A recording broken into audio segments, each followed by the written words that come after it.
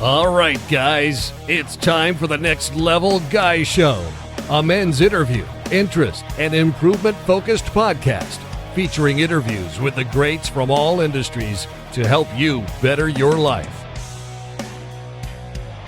Each week, a new episode features an interview with one of the greats, covering all aspects of their story, from life hacks to tips and protocols that have allowed them to live life on the next level. We then highlight concrete action steps that you can use to improve your life. And now, your host, Ian Dawson McKay.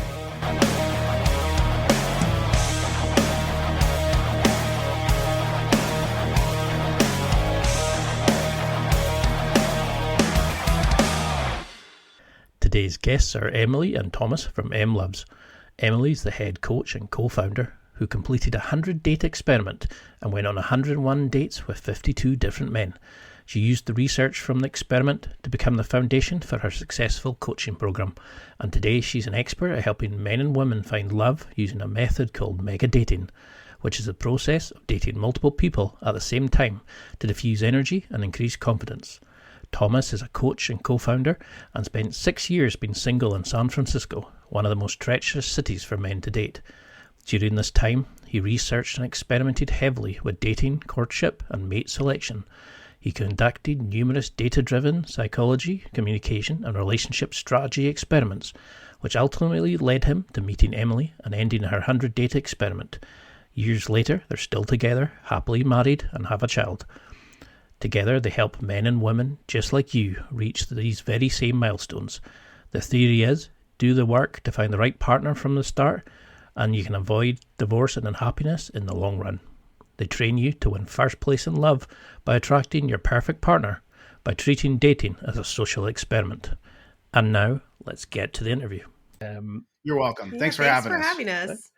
Well, it's so good to have a dating coach on because I need all the help I can get. My mum is delighted that I'm getting the help that I need. But for people who don't recognize your names and you've got the sensational products, you're helping so many people, how would you introduce yourselves? Yeah. Emyli and Thomas, we're the head coaches here. Emyli, I would say, is the main event. She did the 100-date experiment. I'll let her rattle that off.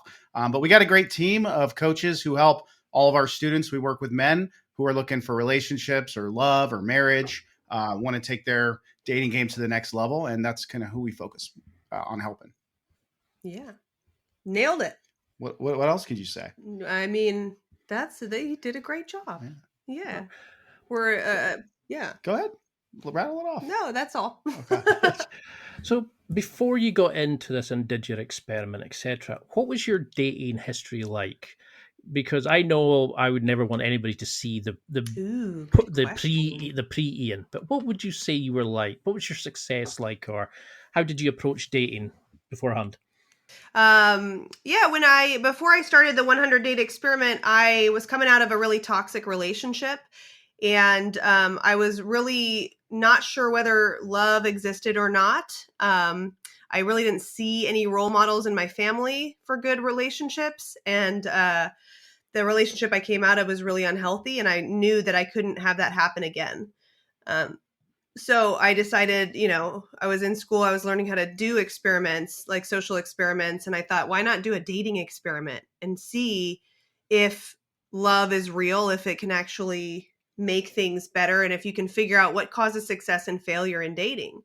And so that's kind of how that started. But it came from basically being terrible at dating and not having a clue, and I dated a couple people where I told them, oh yeah, I told my mom about you and you're the perfect guy. And yeah, hot mess for me, I would say. I was coming out of a toxic relationship and I wanted to make sure that I didn't repeat that again. And I also didn't know if true love existed. I was wondering if, I didn't have any role models in my family or anything like that. And so, I just wanted to figure out what caused success and failure in dating, because I couldn't quite figure out why I'd stayed in a bad relationship for 3 years. And I wanted to make sure I didn't have that happen again. So you went on a 100-date experiment while you were at Berkeley? right? Mm-hmm. Yeah, and that's where I met her. But before that, I was single for about 5 years, and I moved to San Francisco at 25 years old, all by myself. Had no friends. I went there for a job, and my dating game was a total mess. San Francisco is a very tough market for men to date, and I really struggled competing against guys who were 27, 28, 29, 30, and older. But I did have a friend who did teach me a little bit. He was in the pickup artistry community. I tried that for a couple months. Thought that was really inauthentic. It really wasn't for me. But I did pick up some conversation skills and things that helped at least get me moving on the right path forward. And then every year I got a little bit better and better and better. I literally did everything in person back then. There was like OkCupid and Match, but I really wasn't into that. So I went out a lot and I met a lot of women in person. We actually met through that same friend. So we kind of met through a mutual friend. So just improved every week for 5 years. Hello. And you went through this 100 date experiment.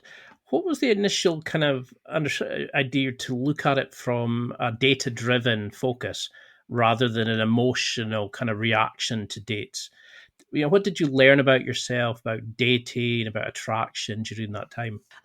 So really, I learned that the ego, which is, how we, it's like our identity, right? The ego really can hold us back from love, and it can, it's really about being vulnerable.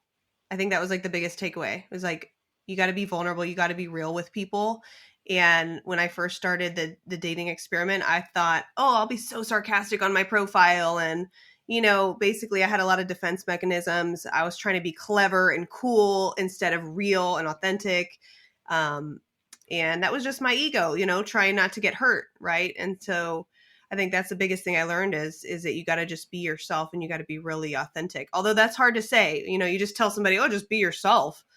What does that mean? It's a journey to get there, to even figure out who that is a lot of times.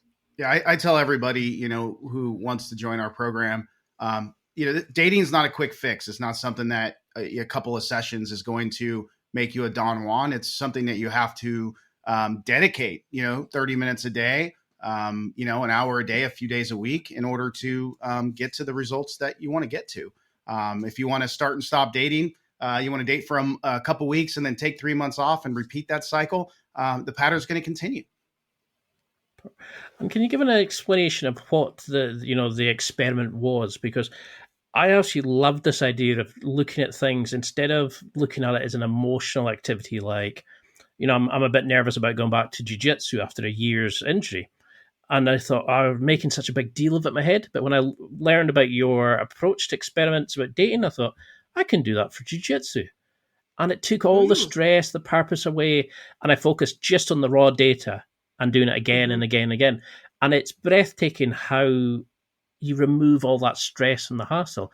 But how do you apply it to dating, and how do you keep it, for somebody that's doing that kind of experiment, and Thomas, for yourself, who's actually been speaking to somebody who's doing that kind of experiment, what was your views on that kind of experiment from both sides? Yeah, we look at it so much more like a process and like a science experiment. We want to put our students in the mind of a researcher, because if you look at dating as almost like you're a third party neutral observer to yourself, and you're observing yourself in this dating environment, and you're no longer putting any like value, this is good, this is bad, on what's happening. Rather, it's just data collection. Like, when we talked about work, I noticed that she did this, as opposed to, oh, I totally messed up, I said the wrong thing.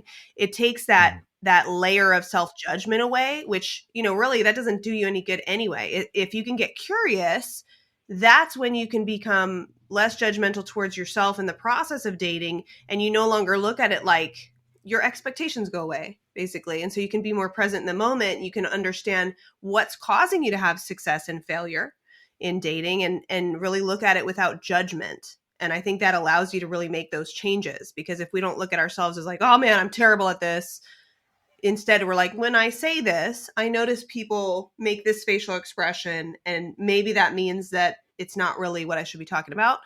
It's just so much easier to make changes.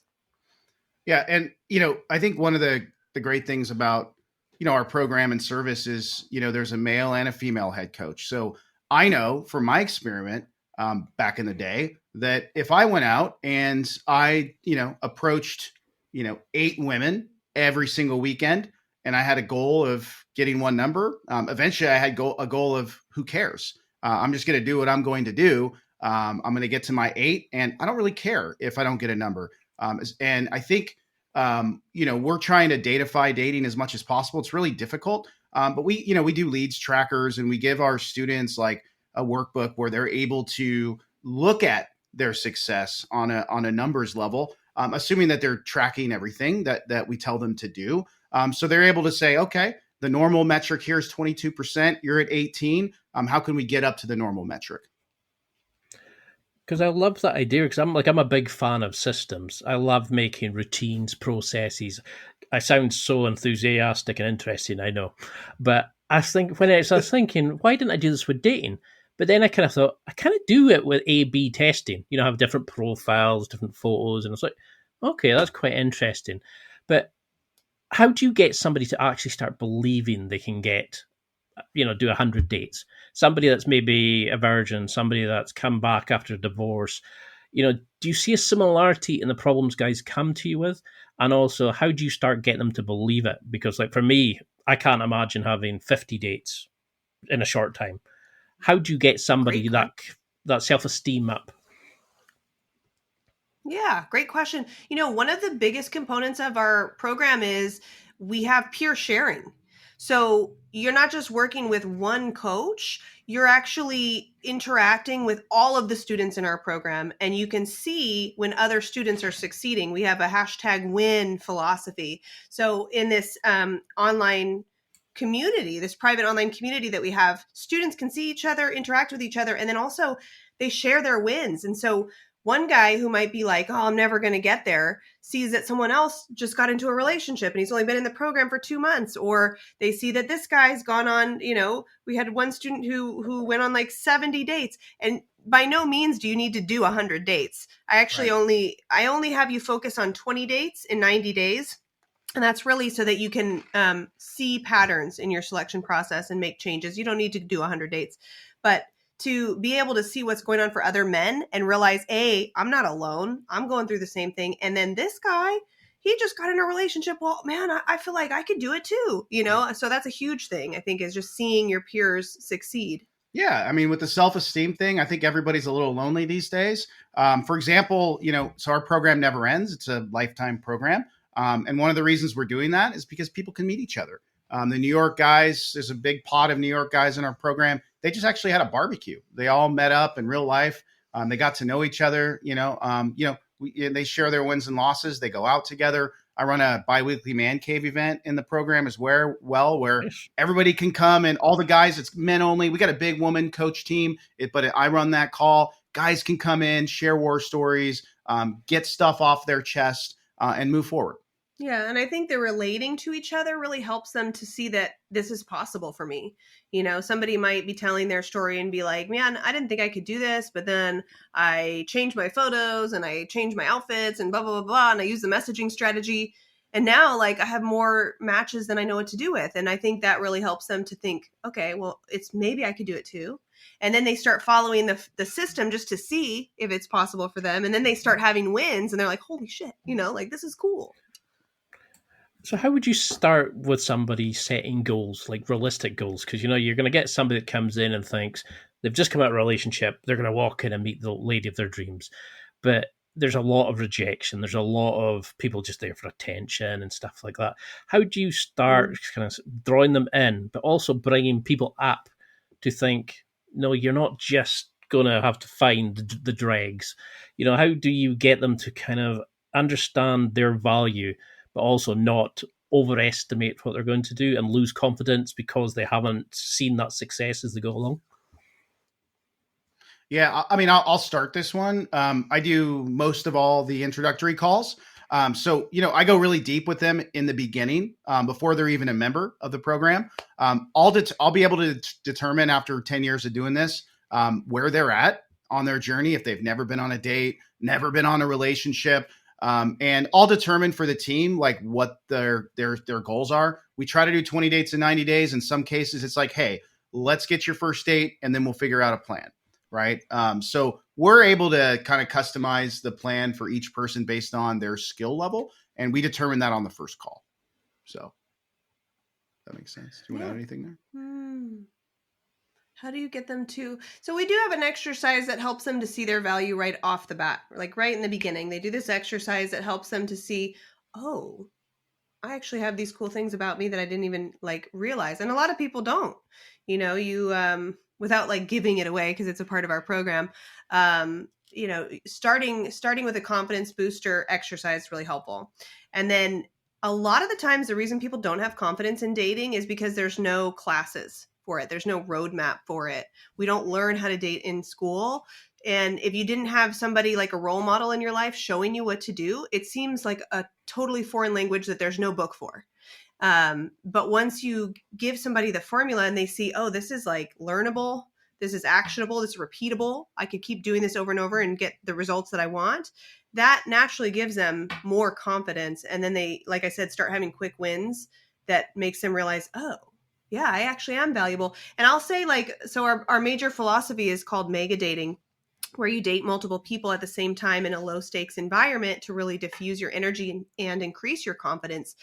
As you go on multiple dates with multiple people, you start to naturally become more confident because you're not laser focused on one person, and you're able to see, like, you don't look at yourself as much as you're looking outward at the other people that you're dating. And it helps to really diffuse your energy and just boost your confidence because you're like, wow, if this girl doesn't like me, it's interesting because this one does. And, it just helps you to realize that you don't need to take it so personally if something's not working out. Yep.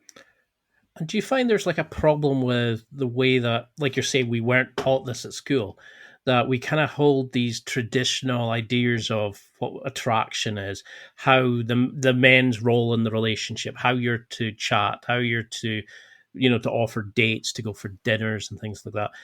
Do we need to scrap all that with a modern way of dating, with, how both sexes now want to find what they want and have their style of dating? We don't have to go down the traditional values of what's expected of you in a relationship, because I think that really messes up a lot of people. Like when they're younger, we're never taught how to communicate.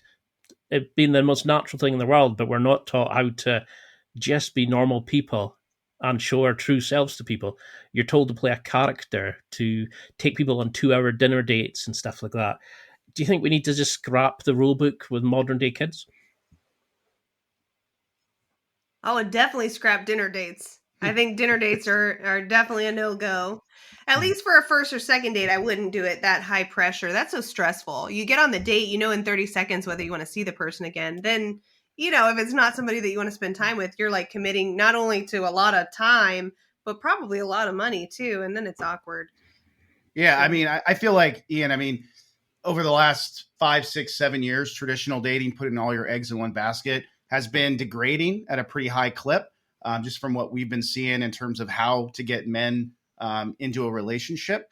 So yeah, I would say that it's already been degrading the traditional values. I would call it almost dead at this point. Some of it. I will say, we all have masculine and feminine energy inside of us. And to create the sexual tension in a romantic relationship, you want to have polarity between masculine and feminine energy. So there are certain things that you want to do that are kind of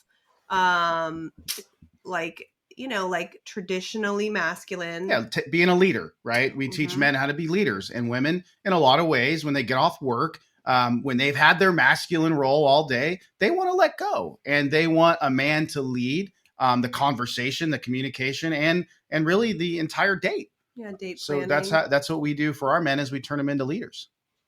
Yeah, because that's why I was very interested in your program, because you made it like very low stake dinner.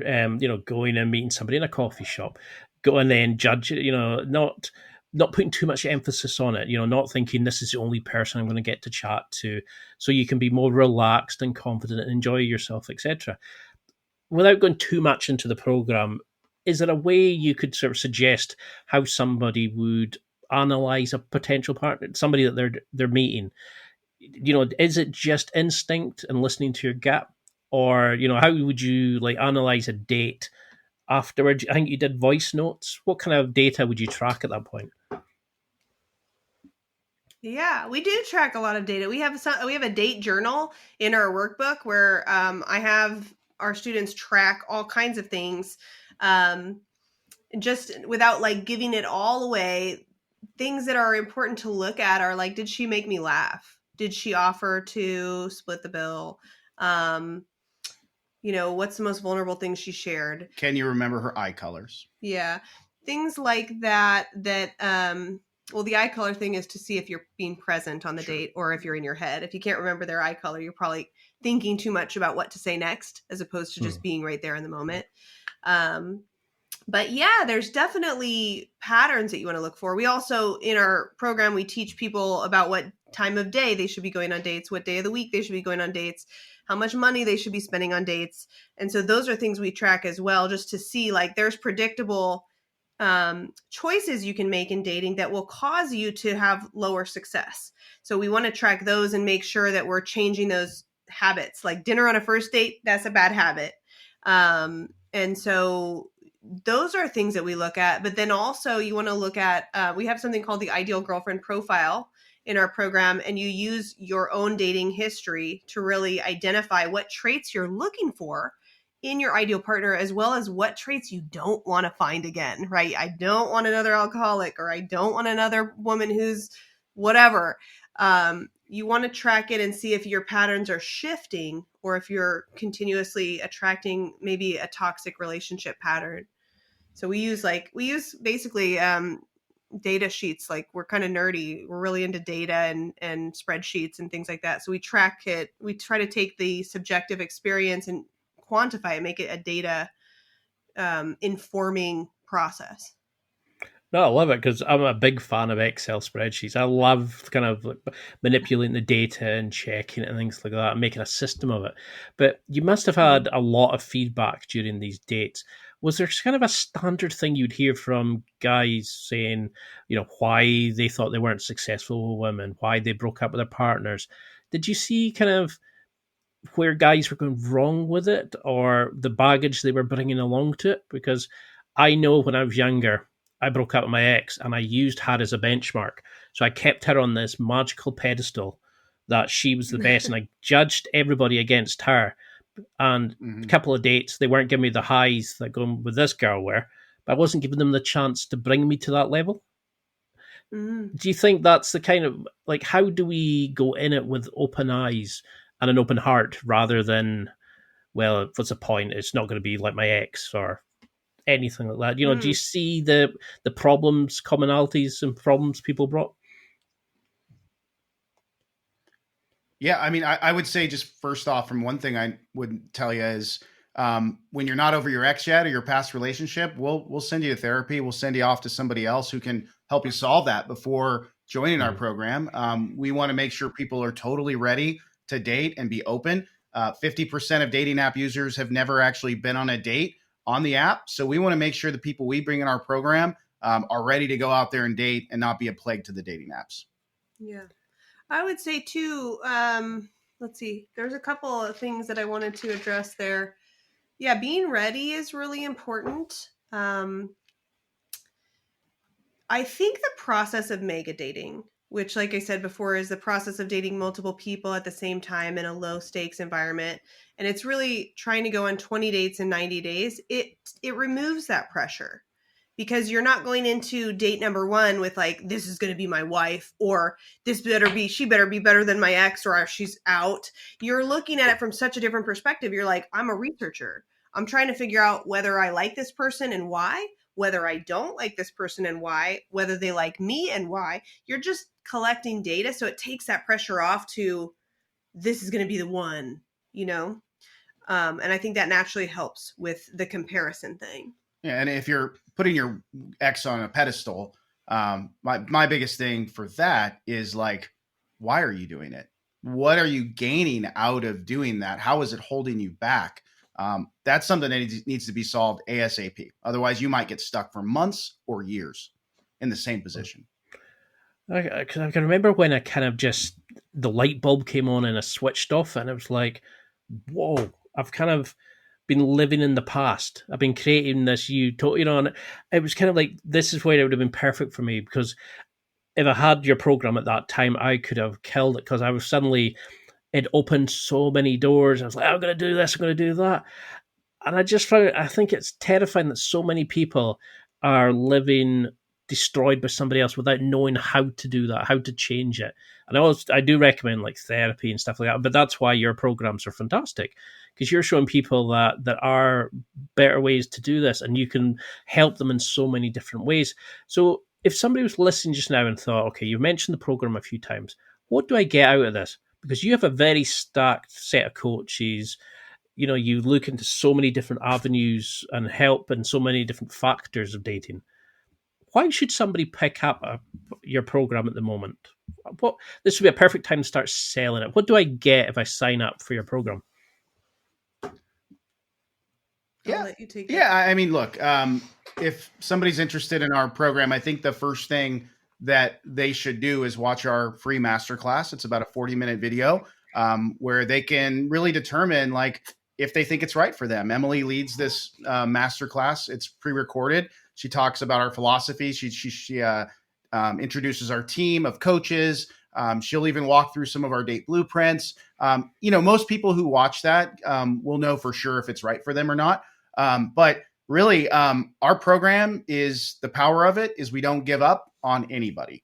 So it's a lifetime membership.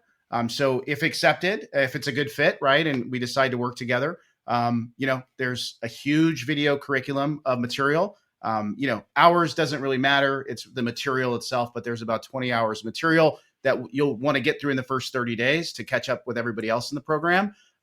We got 2 group coaching calls every single week that Emyli leads, where you can literally get coaching for the rest of your life. We know after doing this for 12 years that it takes about 2 to 9 months for most guys to get in a relationship. We used to do a 90-day program back in the day. I don't know, it was 30 or 40% of the guys would get into relationships by then. So that wasn't good enough for us. We like to be A players. So we want to make sure we see everybody to their goal, whether it takes 2 or 9 months. Accountability buddies, meeting friends is really cool in our program. If like you're a New York City guy, for example, and you move there for a job and you're single and you're looking to meet friends and date, I don't think there's going to be a better community and program out there for you. Any major metro really.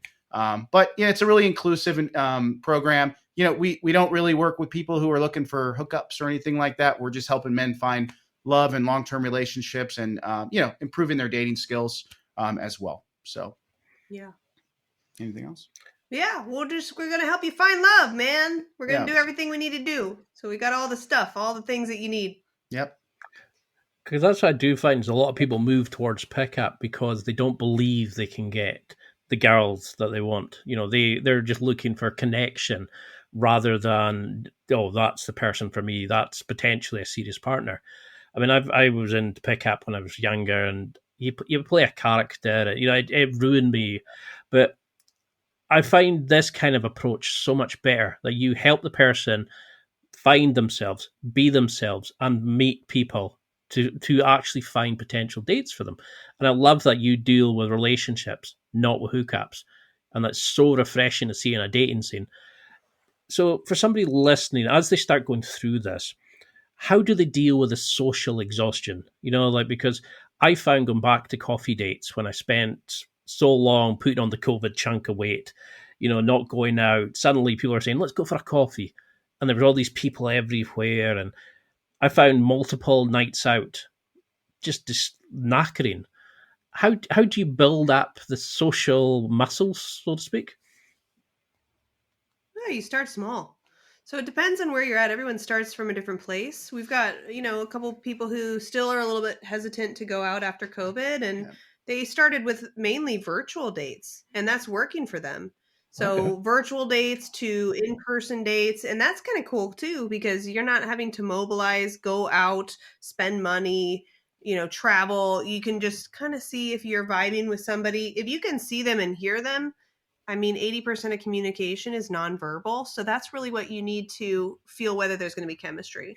So it saves you time, and also it just gives you like little baby steps. And then even, with one of our students that I'm thinking about, going to a social event to meet people in person was really overwhelming. So baby steps. It's like, why don't you just drive to the event, whether you go in or not? Yeah. You took the step. It's kind of like if you've ever heard in personal training, they say, just put your workout clothes on. That's all. Just put them on. Because once your workout clothes are on, you're going to probably want to go work out. But just focus on that one baby step. So just get in the car, go to the event. You don't have to get out of the car, but you probably will. Yeah. I have nothing to add to that. That was great. Yeah. But it did remind me when I was in college, though. I was trying out for the baseball team, and I remember there was multiple days of tryouts, and I remember just putting on my baseball clothes, and I drove there for the first day, and I literally just sat in the car. I was so scared I went home. But the next day I went and I actually got out of the car. So that was interesting. Yeah. Yep. There's baby steps. It doesn't have to all be done in one day. Yep. Yeah, because they used to say that about working out. Go in, do one set, one rep, and then leave if you want. But if you're still not feeling it at that point, leave and go home. But at least you've gone into the motion of fighting against that rejection muscle. Because that kind of leads me on to, how do you deal with rejection? How do you reject nicely the people that you're not, and maybe maintain friendships and stuff like that? And how do you sort of funnel them? Maybe, I don't know if it's leaning too much into the program, but is there a way you could kind of give a bit of advice to people about how they can decide if they would like to see somebody further? Maybe it's a second date, rather than just, okay, the next person. What kind of data are you looking from? So I just want to make sure I understand the question. So, yeah, I don't know. Do you have an answer? The rejection part. How do we help our men in our program with rejection? Was that the main question there? Yeah, it's how to go through the dates and think, okay, I'm not interested. That person, it could be a friend.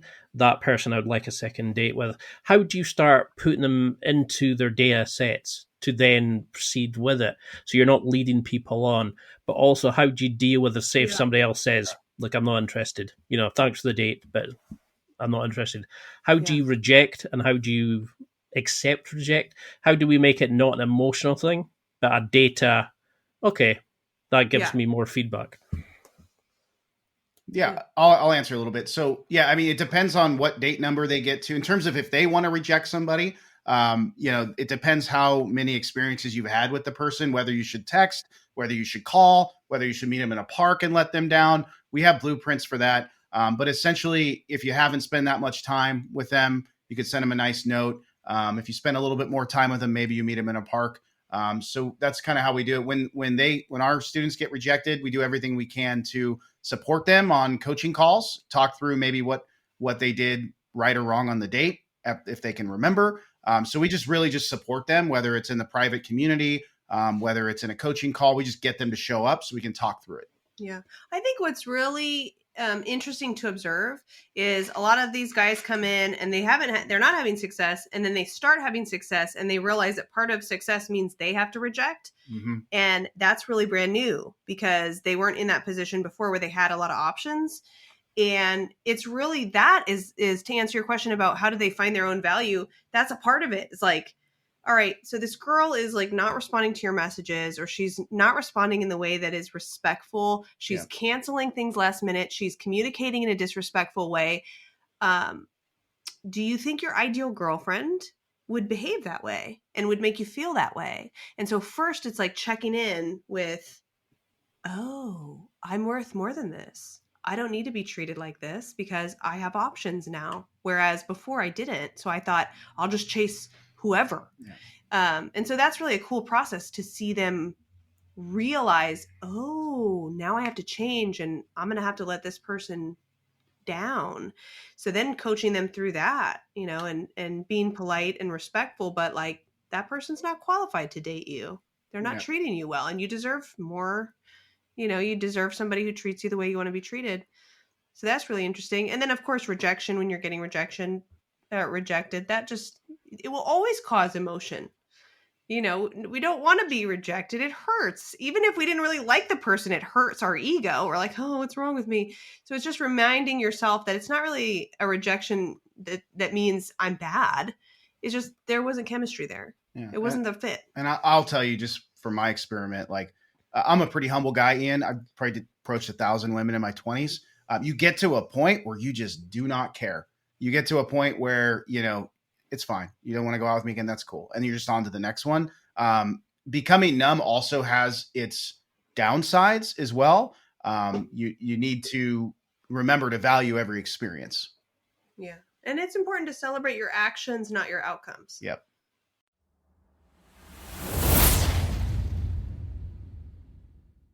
It's time for a quick break. There are millions of potential products to buy, so how do you know which ones are worth your hard-earned money? Simple. You go to nextlevelguy.com/affiliates and explore those that will transform and improve your life.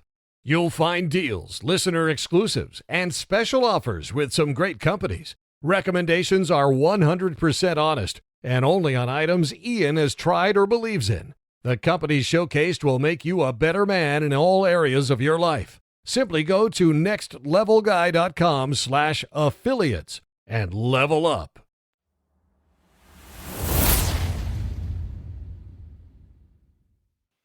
I love that. I love that. That would help so many people, because a lot of people think, "Oh, she rejected me. It's the end of the world." Well, you should be glad. It's stopping a lot of wasted dates, a lot of resources, time, money, etc. Now, when you're going on these dates, how do you be yourself? I know it's a kind of cliche thing to say, but I found that when I was trying to be a normal guy, didn't really work. I always felt a bit off after our, texts and stuff like that, because I found myself being a bit too emotionally invested. I was always, I probably text too much. I probably was doing too much for them, and probably coming on too strong. And I remember another dating coach I spoke to said, just dial it back. Let them work for the effort. And if they're not willing to put the effort in, they're not the right person for you. Find the people that you connect with. But as soon as I started talking about the podcast, jiu-jitsu, all these sorts of things, I became alive in dates rather than playing the character. How do we be ourselves and build this kind of, sell yourself on a date? But so you're not hiding, you're not pretending, how do you make sure that you're gauging that it's the right person for you, but you're also being yourself so they can truthfully judge you as well? Yeah, I think it comes with repetition. You go on the first date, everybody's going to be weird. It's the same thing as an interview. You go on the first interview for a job, you're like so weird and awkward, right? Usually, I don't know, unless you practiced a lot. But it's really comes down to repetition. And the more practice that you do, the better you're going to get. And I wouldn't say to somebody who had never been on a date, just go be yourself. Because what does that mean?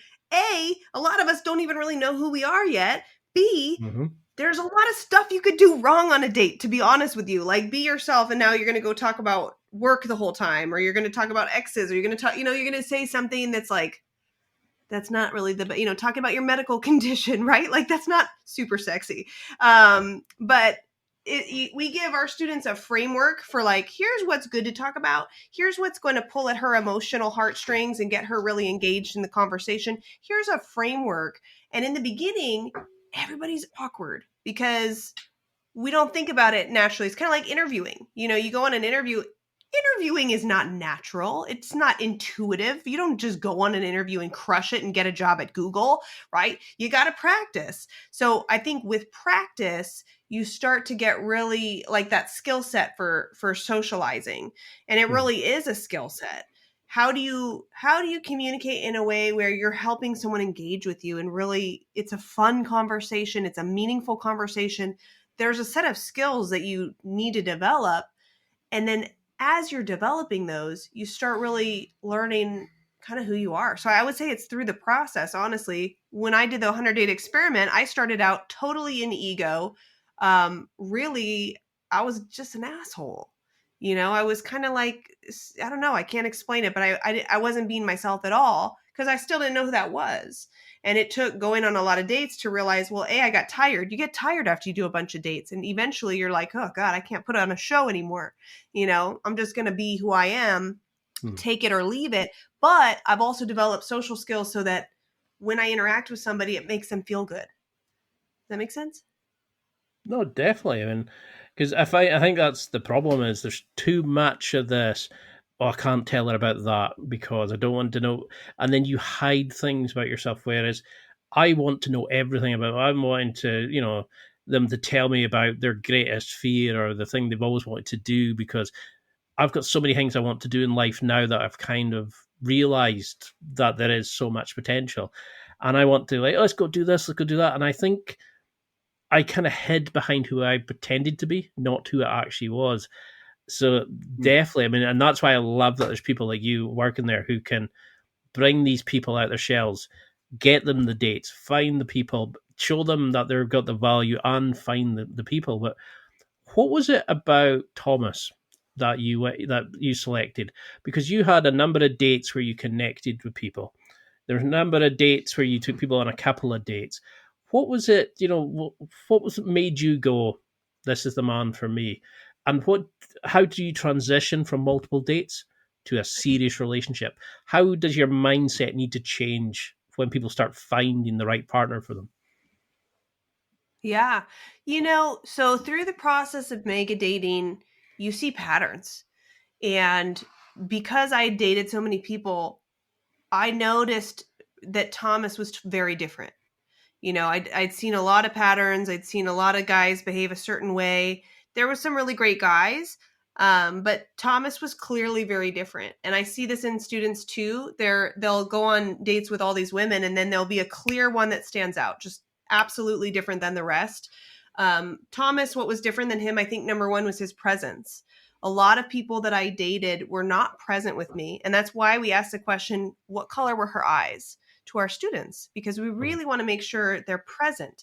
And even presence takes practice. Yeah. Because it's really, when you're really nervous, you're really in your head and you're not in your body. And you're like, he was so present that we were able to connect because he wasn't in his head, and he was very charismatic because of that. And I mean, that's really the main thing. He also did a really great job of underestimating, over delivering, which I think is so important. So, the example that I remember was, he said he was going to take me to the train station so I could go home. Well, the train would take me like 45 minutes in another direction. So I expected him to take me to the train. And he instead decided he was going to drive me all the way to my front door. So I was expecting less, and then he totally over delivered. And I was like, oh my God, this guy's so nice. And that really set him apart, just those things. And then he was really thoughtful. Like, he got me a tuna melt one night, which sounds small, but just being thoughtful and being present was so refreshing after dating so many guys who were nervous and who were in their head and who weren't present. So I think that's really what set him apart. Thanks. Yeah. He just seemed to be more focused on not himself, if that makes sense. Just like really outward focused. And then, so how then did you transition from multiple dates to a serious relationship? That once somebody has found that person that they really want to settle with, because you continue working with them afterwards. But how do we switch from I'm going on 50 dates to suddenly I want to date this person, I want to connect and be with this person? Does anything change? Or through the program, do they just open themselves up to it and they just have multiple dates with this person for the rest of their lives? Yeah, it's interesting. I have a guy right now who I'm working closely with who just is going through that transition, and he went on like 70 dates, and it's just so clear when the person shows up that's your person. It's just like really obvious when you've gone on so many dates. They're putting in effort, you're putting in effort. It's like equal, they're respectful, all that stuff. Yeah, there is an interesting transition. You don't want to rush it. I think a lot of people, not a lot of people, some people rush it, some people avoid it. So it's interesting to know which way you go. But there are certain milestones that you want to hit before you really get into that. You want to go on a trip together. You want to meet the friends and family. You want to have a fight. You want to see how that goes. And you kind of want to see, like, did I say the trip? Yeah, you want to go on a trip. Yeah. You want to see how it all goes, and then making that transition should feel really good. Yeah. And and then you just date. I guess you go through the. I'll tell you our story. So when we met, we were both dating other people. I was actually dating another girl named Jamie. That was another reason why I was so relaxed. Emily was like absolute stunner. I was just like, yeah. I wasn't, there wasn't a lot of pressure on me because I was kind of dating somebody else, not really, but enough. And we dated for like 4 or 5 months, I believe. She actually didn't want to commit to me as much as quickly as I think I was ready at about month 3 or 4. And I remember we took a trip actually to Chicago to watch a Cubs game. And we got family out there. And I remember going to a game with her. And it was like at month 5 and I was like over it. I'm like, I kind of like gave her an ultimatum. I'm like, we've been dating for 5 months. We're either together, on the way home, or, I'm going to move on and start dating other people again. So, that was our big milestone moment of, okay, let's do this, Yeah. Do you think at that moment, do you think you just kind of, because I always think like, oh, how do I ask this person? And it just happens, doesn't it? When you feel that connection. I mean, I thought, oh, I'm never going to get this with another girl. And then suddenly before I know it, I'm dating for 8 months. And I'm like, what happened there? And I think we make it overcomplicated, don't we? We just get in our own ways. Yeah. So what kind of changes, have you seen in your clients? Do you have a favorite client transformation that stands out, that somebody that you think is the standard for your program, that just is the ideal person if you want to show somebody the transformation that you can instill in your clients or help them find? I mean, we've been doing this a long time, so there's a handful that really stick out to me. I know who you're going to pick. I'll pick somebody else, I guess. You don't know who I'm going to pick. I do know who you're going to pick. Yes. I'm not going to say any names, but this is a guy who just signed up about a year ago, I think. And he did really well in the program, and he got into a relationship.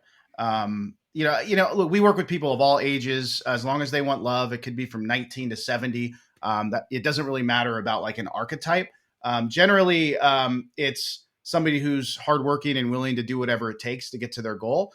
This specific person, to me, just had what it took. We got in a relationship, and there was a moment where she broke up with him. And because we have a lifetime membership, we helped him get out of that situation, get back with her. Okay. All right. He's one of my favorites because he just, whatever it took, he was going to handle it. And even when they broke up for like 30 days or whatever, he came back into the coaching calls and he's just like, we need to figure this out. I love this person. And it's just people who have commitment to getting to their goal are people that we love to work with. Yeah. Yeah, absolutely. It's cool to see the transformation. So I'm thinking of the student who just got in a relationship like yesterday that we were talking about, or that I was talking to.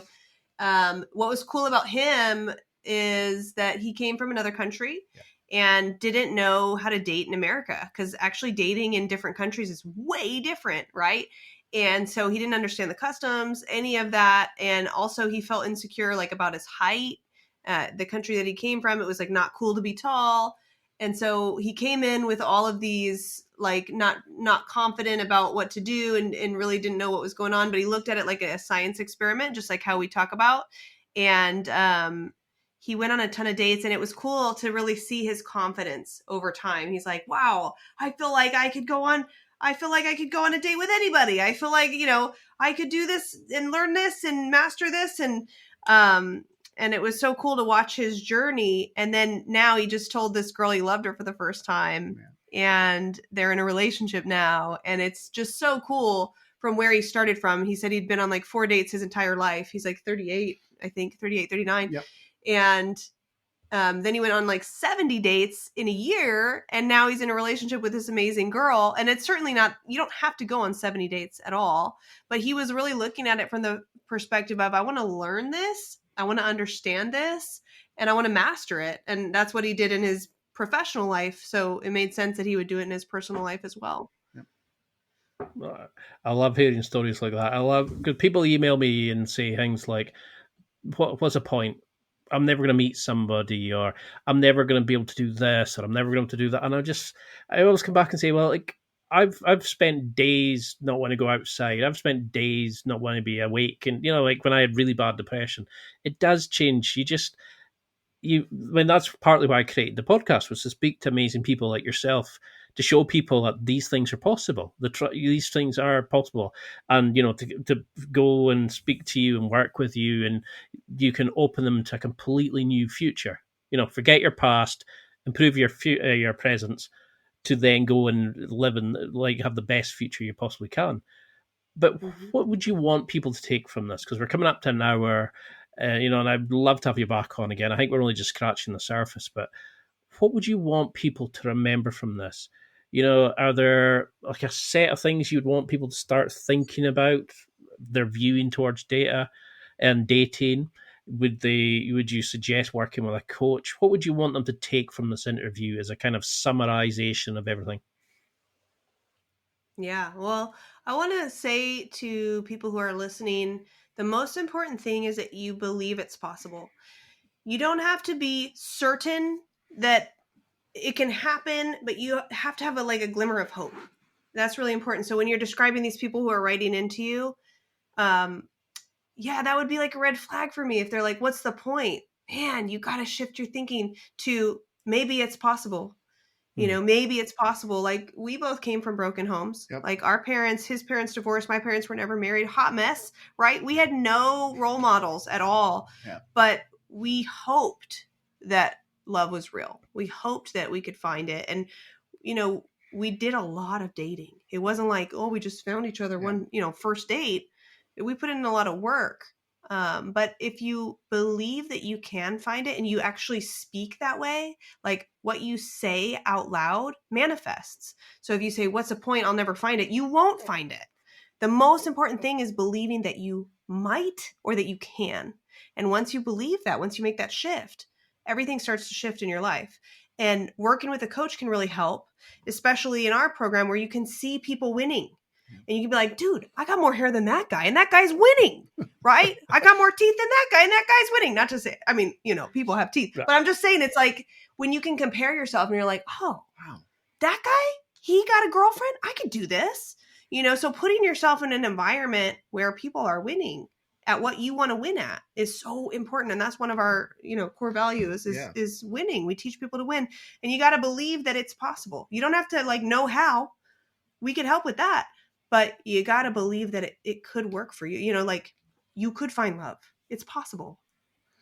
Find a coach who won't give up on you. If you're looking for love, look for a coach who has it. Big time. And you always want to hire a coach who has what you want. Totally. And if you got 1% hope, we can get you all the way there. If you don't have any hope, if you're at 0% hope, no coach can help you. Nobody can help you. Figure out how to stop being a victim is what I would say first. Once you can clear that up, then hire a coach, then hire a therapist, then move forward. But yeah, the victim mentality thing needs to end. That needs to be solved first. Yeah. And also advice from even your friends. I'll just only take advice from people who have what you want. Cause sometimes the people with the most, what do you call it? They want to tell you the most, they want to give you the most advice. If you look at their life, you're like, oh, dude, I don't want anything to do. I don't want to be like that at all. You got to really, I do that all the time. I got to check myself. Oh, does that person have what I want? They're talking really loud, but they're not saying what I need to hear. Right. Yeah. There's always people that are the most fucked up are always the loudest.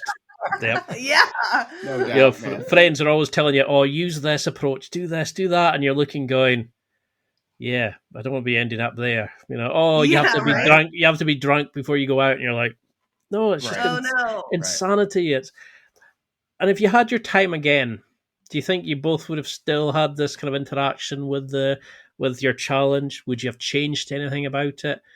What would you revise it now with online dating and things like that, or do you think it's a great thing for everybody to do? Single people, obviously. Kind of broke up there. Did you get that? Oh yeah. Can you repeat it? I think it broke up a Yeah. little. No, it's just to think about if you had your time again, would you redo it? Would you would you change anything? Or do you think this is a kind of approach, MegaDating, doing an experiment like this, that would work for all single people?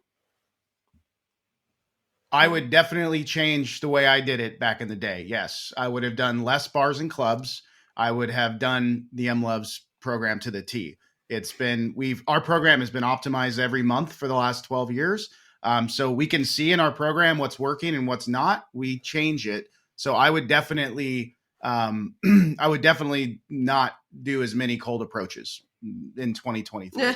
In For sure. 2023. Yeah. It's a little different. Yeah, it's way different. Yeah. Yeah. People right now after COVID too are like a little bit timid and scared to get close to people even a year later. And we see it in our program. Like people go out. One funny story real quick. We just had a guy last week go out to a park and approach a woman. A couple, like two women. He approached two women and he told us what he said. It was very, very simple. Followed the blueprint. And, this lady wasn't used to getting close to people, even 3 or 4 feet. And she literally called the cops. And it was crazy. I don't think would have ever happened in my time. Just, hey, how you guys doing? Kind of a thing. So it's a little different these days, dating and approaching. Mm. I mean, I definitely find I would it. always do. Like when you can go and speak to somebody in a club or a pub or outside. Suddenly now are they on the apps? What message do you send them? Is it 3 days before you reply? And you're like, no, it doesn't need to be. But it's this silly kind of, oh, no, you don't do that. You have to have this kind of photo. Oh, everybody's got shirtless photos. And, oh, you can't tell them about this because it's not cool. It's nerdy. And that's why I'm so glad programs like yours exist. Because that bullshit can disappear. But how would you change anything, Emily? About what I did to find him? Mm-hmm. I don't think so. I mean, MegaDating is a useful strategy for everything. Even for like meeting friends, for interviewing, for like hiring people. It's just like basically just doing something in repetition, I think, is just the way to succeed. That's kind of how you actually learn. you just met a really good friend. She did a 20 friendship date experiment last year and met a Bumble BFF experiment. And she met a really great friend who just came over this weekend to meet our new little baby. Super cool. I'm really glad that you did that experiment to meet her. She's super nice. Yeah. The cool thing about experimentation and looking at life from that perspective is it helps you see yourself more clearly. Like when you're looking from a neutral third party perspective and not judging yourself, you start to see like, oh, I'm kind of like, I could improve. Maybe there's some things that I need to work on in myself, to be a better person. And that's really the point of our program is like, you're going to attract that amazing woman when you're the most amazing version of yourself. And that's going to happen naturally as you go through this process, because you're going to see not only the patterns around you, but what we see in the world is really who we are. Like attracts like. So it's like a mirror and it's a feedback loop. And so I think, I would do MegaDating again. Spend 30 minutes a day working on yourself. Every single day, it will compound. I promise you, whether it's dating, whether it's at the gym, whether it's talking to random people at Starbucks, whatever it is, just 30 minutes a day, get outside of work, get out of your head, go do something every single day, and it will build. And for people listening now who are so pumped up, they're ready to take it on. They're seeing you too and thinking, oh, that's what I want. Maybe they've come from a broken home. Maybe their parents are together, but they don't understand. They were never taught about connecting or finding the right person. Maybe they don't have good role models, etc. How can people find you guys? How can they join the program? How can they connect with you? Be working with your coaches, that sort of thing. how can we keep, follow this journey that you're on as well? Your social media, your website, etc. Sure. Yeah, I guess we got hundreds and hundreds and hundreds of articles on our site they can check out for free advice. We have the same amount on YouTube. You could check us out there. Want to give them our website? Oh, emlovz.com, EMLOVZ, VictorZeta.com. If you're interested in the program, I'd encourage you to watch our 40-minute masterclass first, emlovz.com/masterclass. Take a look at that. You'll know probably after watching that 40-minute video if we're something you want to, if Emlovz is something you want to do. And then the next step after that is to book an intro call with us so we can understand your challenges, get to know you, figure out what your goals are. And if it's a good fit, we can talk about how the program works a little bit more in detail. Yeah. And we're at Emlovz on all the socials, EMLOVZ. Yeah. I just ask if anybody books a call that they're ready to make a change and they're ready to get out there and improve themselves.